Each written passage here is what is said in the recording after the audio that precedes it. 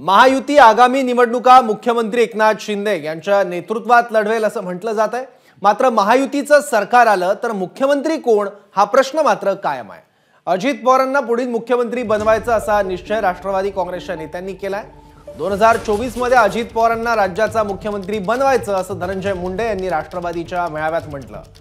तर जरा दमाने घ्या, थोडी कळ सोसा, सारखे मुख्यमंत्री करू नका, पहिल्यांदा आपली संघटना मजबूत करू असा सल्ला अजित पवार यांनी कार्यकर्त्यांना दिलाय।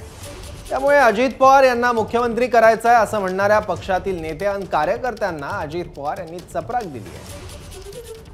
राष्ट्रवादी काँग्रेस पक्षाचा आणि दादांचा आणि यशवंतराव चव्हाण साहेबांचा हा पुरोगामी विचार महाराष्ट्रातल्या मनामनामध्ये प्रत्येकाच्या रक्ताच्या कणाकणामध्ये पोहोचवण्याचं काम आपल्या सगळ्यांच्या समोर आहे। एवढं जर आपण केलं तर 24च्या विधानसभेमध्ये तुम्ही आम्ही जे स्वप्न पाहिलंय, या दादांना राज्याचं मुख्यमंत्री म्हणून पाहायचं, ते स्वप्न पूर्ण झाल्याशिवाय आपण स्वस्थ बसायचं नाही, हे युवकांच्या अध्यक्षांनी सांगितलं।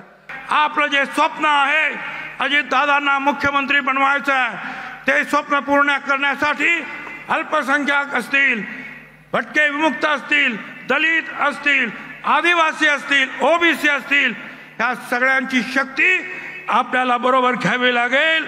आणि ही जी आमची भूमिका आहे, ही भूमिका सर्व पक्षांची आहे, सर्व नेत्यांची सुद्धा आहे, हे लक्षात ठेवा। बाबांनो, जरा दमाने घ्या ना, जरा कळ सोसा। इतकं लगेच सारखं मुख्यमंत्री असं करू नका।